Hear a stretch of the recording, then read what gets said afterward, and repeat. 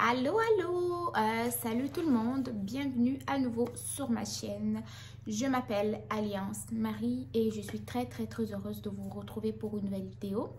Donc, cette vidéo va s'intéresser aux futurs étudiants ou aux étudiants internationaux qui sont déjà au Canada, aux personnes qui vont immigrer bientôt pour le Canada ou pour les personnes qui nourrissent encore un projet d'immigration mais qui ne sont pas encore arrivées au Canada. Donc, pour ce faire, aujourd'hui, je vais vous parler de vos finances personnelles à prévoir au Canada. Donc, pour ne rien manquer, ce que vous avez à faire, c'est vous abonner, activer la cloche de notification, mettre des likes sur les vidéos qui vous intéressent afin que je puisse savoir le type de contenu qui vous intéresse le plus. Et aussi, bien sûr, à partager la vidéo pour qu'elle puisse toucher plusieurs personnes. Et si jamais je n'ai pas assez répondu par exemple à vos inquiétudes tout au long de ma vidéo, n'hésitez pas à me poser vos questions soit dans les commentaires ou sur ma page Facebook Alliance Marie ou sur mon compte Instagram Marie-Ghislaine. Et aussi n'oubliez pas de vous abonner sur mes réseaux sociaux, donc Marie-Ghislaine sur Instagram et Alliance Marie sur ma page Facebook. Donc les finances sont une part très importante à prendre en considération lorsque on veut immigrer au Canada ou lorsque on vit déjà au Canada. Parce que à la base, pour pouvoir venir étudier ou pour pouvoir immigrer au Canada, ça vous prend beaucoup d'argent au niveau des démarches à faire. Que ce soit pour les demandes d'admission, que ce soit pour les demandes de permis d'études, que ce soit pour les demandes de carte, que ce soit pour les dépôts des données biométriques, que ce soit même pour les visites médicaux pour certains, quand il faut qu'ils aillent dans les cliniques privées et des fois ça prend le transport et tout, et d'autres aussi ça prend beaucoup d'argent ce qui concerne les fonds financiers et pour ceux qui payent leur session tout seul. Donc c'est vraiment beaucoup d'argent qu'il faut prendre en considération, sans oublier à ça qu'il faut ajouter les billets d'avion aussi, la traduction des diplômes, les relevés de notes, prendre en charge aussi vos valises, les poids excédentaires que vous pouvez avoir. Donc, c'est vraiment énormément de coûts qui sont énormément de coûts qu'il faut prévoir. Donc, déjà, si à la base, avant d'arriver, vous avez dépensé beaucoup d'argent, on espère qu'une fois que vous allez être rendu ici, vous allez pouvoir en dépenser moins. Et le but de cette vidéo, c'est notamment vous dire vous partager en fait mes petites connaissances que j'ai en ce domaine-là et vous énoncer des solutions qui pourraient vous aider. Et donc, je vais arrêter de déblatérer et je vais aller directement dans le sujet, le but de la vidéo. Donc, première chose à faire, première chose à prendre en considération lorsque on vient vivre au Canada, que ce soit pour les études ou pour immigrer. Je vais simplement dire lorsqu'on vit au Canada ou lorsqu'on prévoit vivre au Canada. Donc, en gros, je vais englober pour les étudiants, les futurs immigrants, pourquoi pas les travailleurs temporaires, les travailleurs qualifiés. Donc, première chose à prendre en considération, c'est le coût de la vie. Le coût de la vie va englober plusieurs autres sous-thèmes, à savoir donc la ville. Les dépenses sont reliées à la ville, ok? Si vous vivez dans une ville chère, comme je dirais Toronto, donc sachez que le coût de la vie va avec la ville. Donc, il faut prévoir quand même une certaine somme d'argent pour pouvoir maintenir votre style de vie dans cette ville-là. Ajoutez à cela, donc la ville à la base, elle est déjà chère. Il faut aussi prendre en considération le logement. Plus le coût de la vie est augmenté dans cette ville-là, le logement va être également augmenté. Donc, de préférence, choisissez les villes les moins chères. Si possible, pourquoi pas aller habiter en région. En région, bien sûr, si cette région-là correspond à vos besoins, que ce soit les besoins en matière d'éducation ou des besoins en matière d'emploi. Par exemple, si vous voulez venir vivre au Saguenay-Lac-Saint-Jean, par exemple dans la ville de Chicoutimi, oui, vous êtes venu pour étudier, il y a l'université de Chicoutimi à côté. Si aussi vous avez des perspectives d'emploi dans votre domaine dans la même ville, pourquoi pas? Parce que je vais vous le dire, le loyer est moins élevé ici à Chicoutimi qu'à Montréal, qu'à Québec. Ça, c'est connu de tout le monde et de tout le monde. Donc là, j'ai pas à vous mentir. Ensuite de ça, vous allez également prendre en considération vos achats. Oui, les achats, ça va englober beaucoup de choses, que ce soit au niveau de l'alimentation, que ce soit au niveau de l'habillement. Pour l'alimentation, par exemple, sachez que je l'ai dit maintes et maintes fois, ici au Canada, il y a des épiceries ou des supermarchés qui vendent des aliments à des prix raisonnables, à des prix abordables.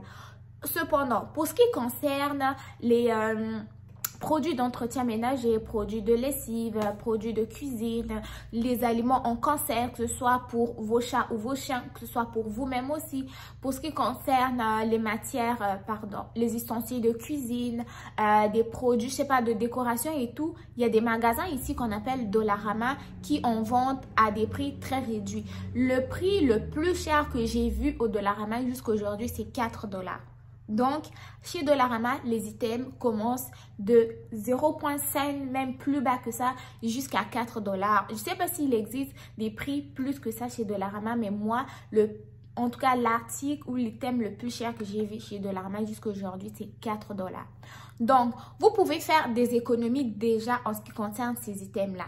Donc, le ménage, la lessive, entretien, décoration, ustensiles de cuisine, ustensiles de nettoyage, des aliments en conserve et tout. Là, vous avez déjà épargné de ce côté-là. Maintenant, pour ce qui concerne les fruits et légumes, il y a des épiceries aussi qui vendent des produits frais à des prix réduits comme Maxi, Super C, Walmart aussi.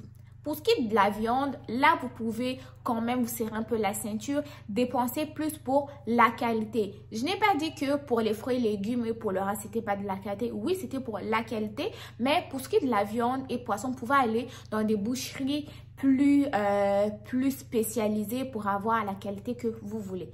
Donc là, on vient déjà d'épargner en ce qui concerne la nourriture. Je reviens encore pour la nourriture. Évitez d'acheter les aliments qui sont déjà préparés, les aliments congelés. Non seulement ces aliments-là vont coûter plus cher parce qu'il y a plus de taxes là-dessus, alors que les fruits et légumes, il y en a certains qui n'ont même pas de taxes dessus. Mais non seulement ça va être déjà préparé, là j'en dis qu'on vient pas, mais qui dit déjà préparé, il va y avoir des substances de conservation, d'autres produits pour maintenir, je sais pas, la qualité du goût. Donc moi je vous recommande pas ça pour votre santé, mais bon, vous faites ce que vous voulez. Donc ça c'était mon conseil perso. Donc de préférence, cuisinez vos repas vous-même, faites votre cuisine vous-même, achetez ce que vous voulez, cuisinez ce que vous voulez, mais plus on le fait soi-même, plus c'est meilleur pour le goût et pour la santé et aussi pour le portefeuille. Dernier conseil en ce qui va concerner toujours le coût de la vie, évaluez votre style de vie. Je sais que, bon, je vais prendre l'exemple au Congo, nous, sapologie, on aime ça, les belles fringues, les belles chaussures, les beaux jeans, les costumes, nanana. Mais des fois, là, quand tu regardes, tu es là au Québec, au Canada et tout, tu as genre du Louis Vuitton, Versace et tout, mais tu vas emmener ça où, wesh? Hein? Tu vas emmener ça où, genre? Parce que l'été dure à peine 2 mois et demi à 3 mois, ok? 2 mois et demi à 3 mois, toute ta panoplie de vêtements, de stylistes, de création que tu avais là, je sais même pas où tu vas les emmener. Parce que à la base, tu vas aller, bon certes, l'été, il y a moins de cours, ceux qui n'ont pas pris de session d'été, ils vont travailler. Mais en été, les gens profitent plus du soleil, donc on est plus à la plage, on fait des randonnées, je sais pas, on va visiter telle ville. Et il fait tellement chaud que tu n'as même pas le temps de mettre ton costume cravate, que tu n'as même pas le temps de mettre ton boubou, ton bazin et tout. Tu n'as même pas le temps de mettre tes Nike parce que des fois, tu vas préférer profiter du soleil, de l'air qui est frais et tu vas vouloir être plus relax. Donc, en matière de style de vie, surtout pour les vêtements, allez sur les basiques, les essentiels, allez sur des paires de jeans qui sont confortables, qui sont durables, de bonne qualité. Allez sur vos vêtements d'hiver aussi. Donc, c'est le moment de magasiner les vêtements d'hiver plus pendant l'été parce qu'il y a des rabais. Et aussi, ben, pour les bottes, investissez quand même sur des matières qui vont durer 2 à 3 ans au lieu d'aller sur la pacotille qui va vous durer 1 an alors que déjà ces chaussures-là vont coûter cher. Donc, essayez de revoir votre style de vie. Si vous êtes dépensier, dépensière, ça va être quand même très important de revoir vos dépenses, de réanalyser vos dépenses si vous dépensez beaucoup ou non. Parce que moi qui vous parle, je ne suis plus, mais j'étais une grosse dépensière. Tout mon salaire passait sur H&M. Surtout H&M, là, toi, tu m'as volé de l'argent. Donc, c'est ça. Ensuite de ça, on va parler des impôts et des taxes. Oui, comme vous le savez, au Québec, au Canada, on paye les taxes. Si vous ne le saviez pas, ben, j'espère vous l'apprendre. Déjà que, par exemple, quand on est au pays, par exemple, prenons l'exemple de Brazzaville. Là, tu achètes, par exemple, une boîte d'allumettes, c'est 25 francs, tu vas payer 25 francs. Mais ici, au Canada, sache que tu payes des taxes sur tout et n'importe quoi. Donc, le prix, là, qui va être affiché sur l'item au magasin, par exemple, un stylo ou un élastique qui coûte 3 $.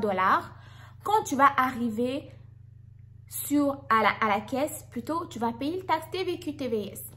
Donc, il y a déjà 2 types de taxes. Dans le fond, on ne te dit pas que le prix de l'article qui est affiché, c'est le prix de l'article à la caisse. Non, tu vas payer des taxes. Donc, on paye des taxes à peu près sur tout. Cependant, sache que à la fin de chaque année, tu vas faire une déclaration d'impôt. Donc, si tu reçois de la paye au Canada, tu dois faire une déclaration d'impôt. Si tu travailles, tu es salarié, tu es étudiant étranger, salarié, tu vas devoir payer de l'impôt. Et l'impôt d'une année se paye à l'année suivante. Par exemple, pour l'année 2021, l'impôt va être payé en avril 2022. Donc, ça va être très important à la fin de chaque année de pouvoir faire vos déclarations d'impôt. Cependant, s'il arrive que vous n'avez ni gagné un sou, vous n'avez ni payé d'impôt ou rien que ce soit, il se peut que vous pourrez bénéficier d'un crédit qu'on appelle TPS. Cependant aussi, si vous avez payé de l'impôt en trop, donc à la fin de l'année, vous pourrez bénéficier d'un remboursement sur votre impôt. Ça, je vous l'apprends. Donc, personne n'est épargné. Tout celui qui touche de l'argent, qui gagne de l'argent, qui dépense de l'argent, doit faire une déclaration d'impôt chaque année. Ça, il ne faut pas l'oublier. Et je tiens à resignaler que le prix de l'article qui est affiché dans le magasin, ce n'est pas le prix de l'article à la caisse. Ensuite, on va parler des REER ou épargne. C'est quoi un REER? C'est quoi un épargne? La plupart du temps, les gens vont ouvrir des REER au niveau de la banque, soit pour financer les futures études de leurs enfants ou pour avoir un supplément à leur retraite. Donc, les REER sont des comptes auxquels on cotise sans pouvoir y toucher. Par exemple, si vous ouvrez un REER, par exemple, je sais pas, en 2022, vous vous dites que vous allez en avoir besoin en 2023. Donc, le 2023, c'est là. En 2027. Donc, le REER va être bloqué jusqu'en 2027. Cependant, vous pouvez aussi aller récupérer votre REER, sauf que le seul possibilité pour pouvoir le toucher, ça va être soit donc de financer l'étude de vos enfants ou soit de faire une mise de fonds pour un futur achat de maison. En dehors de ces raisons-là, ça va être carrément impossible de pouvoir toucher l'argent auquel vous avez cotisé dans votre REER.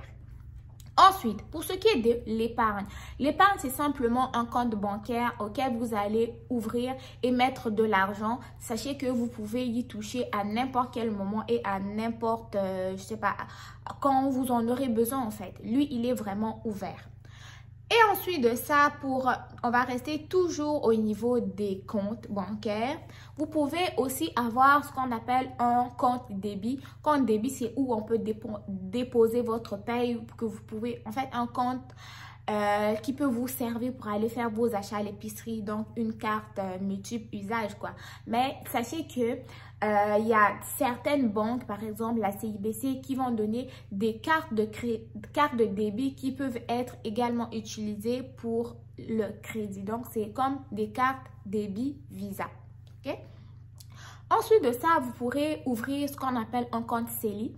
En compte CELI, vous avez un maximum de 5 000 $ que vous pouvez cotiser durant une année. Lui aussi, c'est une sorte sorte de compte. C'est en fait un autre compte bancaire auquel vous pouvez ouvrir à n'importe quelle banque. Cependant, je vous ai parlé des comptes et tout, je ne vous ai pas parlé des banques. Au Canada, il y a beaucoup de banques à lesquelles je ne veux pas faire de la publicité. Mais sachez qu'en arrivant au Canada, vous avez la possibilité d'aller ouvrir un compte bancaire n'importe où. Soit vous avez des caisses comme Caisse des Jardins ou autres, ou c'est pas aller à la Banque nationale, Banque TD, Banque BMO, ok? J'en ai parlé de un tant qu'à faire, je vais parler de tous.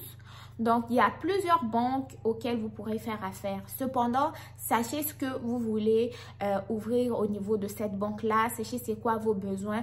Mais cependant, si vous avez des questions auxquelles vous n'arrivez pas vous-même à répondre, vous pouvez toujours prendre un rendez-vous avec un conseiller financier de votre banque afin de vous aider dans vos projets de financement.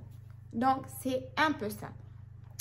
Ensuite de ça, on va parler de la carte de crédit. La carte de crédit, là, moi, j'appelle que c'est une corde au cou. Cependant, la carte de crédit a comme des avantages et des inconvénients.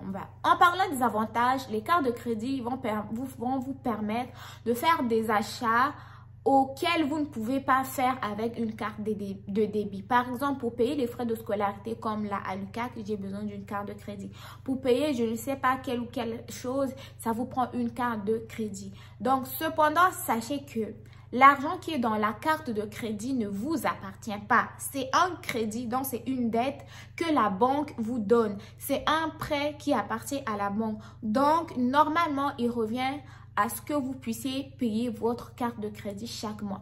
De préférence, ce que vous pouvez faire, en fait, ça va être comme une carte de dépannage auquel vous allez pouvoir faire des achats que vous ne pouvez pas faire avec votre carte de débit, mais ne vous mettez pas à l'esprit, ne vous mettez pas en tête que l'argent qui est sur la carte de crédit vous appartient.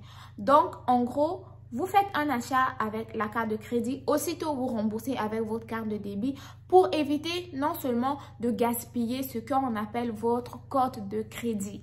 Oui, je ne vous l'ai pas dit, mais il existe aussi ce que l'on appelle une code de crédit qui est reliée à votre carte de crédit. Je sais que c'est du blabla, mais je vous explique le tout. Dans le fond, une carte de crédit, ça démontre votre capacité à payer vos dettes au cours d'une année. Si par exemple, vous êtes endetté de 7 000 $ sur votre carte de crédit et vous n'avez que payé, je ne sais pas, 5 $ depuis un an, ça veut dire que vous n'êtes pas un bon payeur et cela peut avoir un impact sur votre carte de crédit. Cependant, vous vous dites, ben, si j'ai un impact sur ma carte de crédit, qu'est-ce qui se passe? Non. Sachez que vos prochaines dettes que vous allez prévoir avoir, c'est-à-dire pour l'achat d'une voiture, pour l'achat d'une maison, ces personnes-là, avant de vous donner soit, je ne sais pas, une hypothèque pour une maison, ils vont évaluer votre carte de crédit, c'est-à-dire votre possibilité à payer vos dettes. Cependant, s'il s'avère que vous êtes un mauvais payeur, donc ça risquerait de diminuer vos chances d'obtenir votre maison ou votre voiture.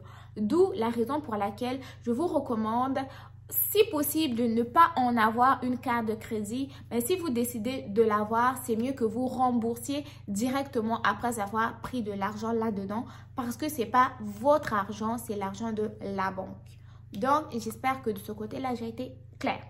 Aussi, ce que vous pourrez faire après avoir cumulé même dette, après avoir joué avec votre carte de crédit et tout, vous pourrez aller vérifier votre code de crédit sur un service qui est en ligne sur Equifax. Là, vous allez créer un compte en ligne. Ensuite de ça, vous allez mettre vos renseignements.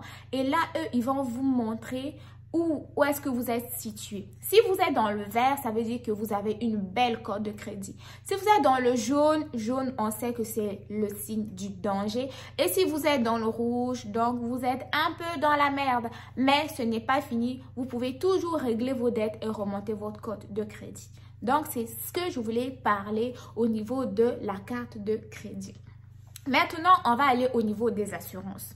Ça aussi, c'est un incontournable. Au niveau des assurances, sachez qu'ici au Canada, il y a un peu des assurances pour tout, ok? Si vous ne voulez pas être dans le pépin, il y a vraiment des assurances qui vont correspondre à tous vos besoins. Premièrement, je vais parler de l'assurance invalidité. L'assurance invalidité, ça va être une assurance qui va vous couvrir en termes de revenus et en termes de soins de santé lorsque vous avez eu soit une blessure ou une maladie invalidante, c'est-à-dire une maladie qui ne vous permettra plus de travailler, donc qui vous a rendu invalide. Donc là, vous pourrez quand même bénéficier de l'assurance invalidité, mais avant d'avoir l'accident, bien sûr. Ensuite de ça, on va parler de l'assurance générale. Donc, l'assurance générale, comme son nom l'indique, va couvrir une gamme de choses qui n'est pas couverte par l'assurance vie. Ok? Par exemple, je sais pas, ça peut couvrir l'hypothèque, ça peut couvrir, je sais pas, tout et n'importe quoi qui n'est pas couvert par l'assurance vie. Parce que l'assurance vie, quant à lui, qu'est-ce qu'il couvre? Dans le fond, l'assurance vie, lui, vous le contractez lorsque vous êtes en vie. Mais l'argent, votre famille va la gagner uniquement lorsque vous serez décédé. Donc, à quoi va servir cet argent? Ou vous dites, ben si ma famille va avoir l'argent lorsque je serai mort et tout, pourquoi est-ce que c'est important que je cotise pareil? Ben moi, je vais vous le dire. Vous cotisez à l'assurance vie une fois que vous êtes décédé, bien là, votre famille va bénéficier de cet argent. Ne va pas bénéficier de cet argent-là, mais votre famille va prendre cet argent-là pour s'occuper de vos funérailles, de votre enterrement et aussi de régler toutes les dettes que vous aurez contractées de votre vivant. Donc, si vous aviez une carte de crédit de 2000 $ que vous n'avez pas payé, cette assurance vie-là va payer votre carte de crédit. Si vous avez une hypothèque que vous n'aviez pas terminé de payer, cette assurance vie-là va payer votre hypothèque. Si vous aviez, je ne sais pas, emprunté l'argent à Jules, à Ginette que vous n'avez pas encore payé, ben cette assurance vie-là va couvrir. Donc, c'est comme si elle va venir régler tous vos dépenses que vous auriez laissées à votre famille. Et ensuite de ça, ben, si jamais il y a un excédent, pourquoi pas permettre à la famille de manger une pomme avec, quoi. Hein? Donc, pensez aussi à regarder un peu au niveau de l'assurance vie. Et enfin, moi, je m'arrêterai plus là. Je parlerai de l'assurance voyage. Donc, l'assurance voyage, lui, il va vous permettre de bénéficier de soins de santé lorsque vous êtes en voyage à l'extérieur du Canada. Et sachez qu'il y a plusieurs banques qui vont donner ces assurances voyage aussi, notamment en contractant par exemple une carte de crédit Mastercard, platine ou je sais pas, or. Donc, lorsque des fois vous avez une carte de crédit, il y a une certaine assurance, des fois voyage ou autre qui peut venir avec. Donc, regardez aussi des fois, lorsque je sais pas, vous êtes au Canada, vous voulez faire un petit tour en France, regardez si vous avez une assurance voyage. Parce que si vous l'avez pas, ben, une fois rendu en France, vous allez payer vos frais médicaux dans vos poches. Alors que si vous aviez une assurance voyage, ben, c'est cette assurance voyage-là qui va prendre en charge donc vos frais médicaux. Non, je m'arrête ici pour la vidéo. Je sais que j'ai beaucoup parlé, mais je tenais vraiment à parler de cette vidéo parce que beaucoup de gens veulent venir au Canada, mais une fois qu'ils arrivent, ils ont leur argent, ils savent pas par où l'argent est passé et après, ils se retrouvent, je sais pas, ils se retrouvent bradouille. Ça fait 10 ans que je suis ici, mais je me suis jamais réalisée parce que en termes de dépenses, d'épargne, personne ne vous a jamais dit ça. Donc, en gros, à la fin de cette vidéo, si vous êtes ici pendant des années ou vous venez d'arriver, ça fait un an c'est déjà beaucoup, courez à votre banque, prenez un rendez-vous avec votre conseiller financier. Parlez-lui de vos dépenses actuelles, de vos dépenses à venir, de vos projets d'investissement, projets futurs ou création d'entreprise et autres. Mais essayez de mettre un peu d'argent de côté. Dans la prochaine vidéo, on va parler des fonds de pension de retraite au Canada. Que ce soit pour les personnes qui vivent au Canada depuis 10 ans ou 10 ans et moins. Je vous expliquerai tout le processus, tout le cheminement, tout ce qu'il y a à savoir. Donc d'ici là, on se porte bien. On se retrouve pour une prochaine vidéo. Bye!